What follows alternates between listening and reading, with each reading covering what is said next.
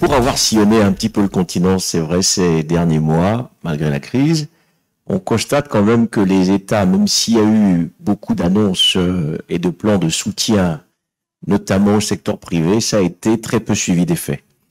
Il y a une deuxième caractéristique également de cette situation.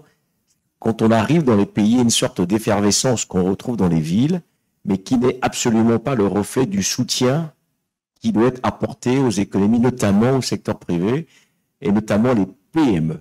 Et tu sais que c'est un sujet qui me tient à cœur, que ce soit en Afrique de l'Est, en Afrique centrale, en Afrique de l'Ouest, très très peu de sociétés privées ont bénéficié de soutien public.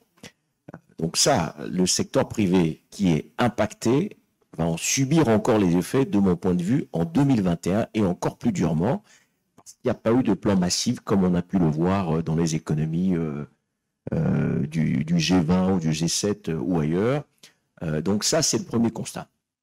Le deuxième constat, c'est qu'il y a une sorte de relâchement général des comportements dans les différentes villes où je suis allé, honnêtement.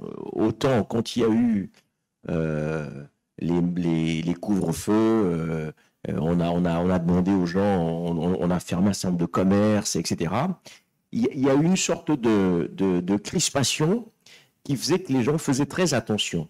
Et aujourd'hui, on voit qu'il y a une relâche totale. Et vraiment, j'étais encore à Johannesburg la semaine dernière.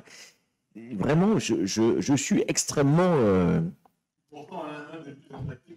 Mais exactement, parce qu'il y a eu une relâche générale dans la plupart des villes. Donc, la fameuse deuxième vague qu'on voit dans certains pays, si c'est la troisième, j'ai peur simplement qu'en 2021, même si le taux de létalité reste faible, si on ne reprend pas un petit peu de mesures de précaution, on resensibilise les gens, on risque, nous, de vivre la crise sanitaire avec un peu de retard.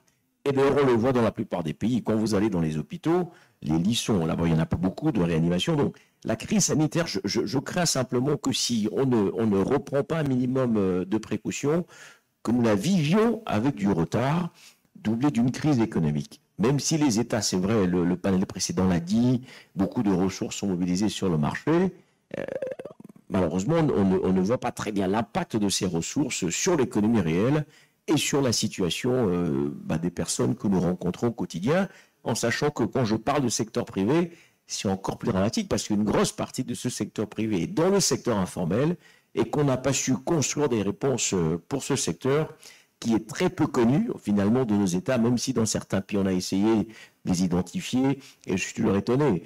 Quand vous allez dans les pays, on dit tout le monde doit être enregistré. Votre numéro de mobile, on doit savoir où vous êtes, on doit savoir qui vous êtes, on doit savoir si vous portez une culotte rouge. Et puis subitement, quand il faut aider les populations, on ne sait plus où les trouver. Quand il faut aider les gens informels, on ne sait plus les trouver. Donc, il y a une sorte de paradoxe que je voudrais soulever pour dire faisons attention. 2021, la crise peut nous secouer durement si effectivement les États ne sont pas plus rigoureux dans les réponses qu'il faut apporter.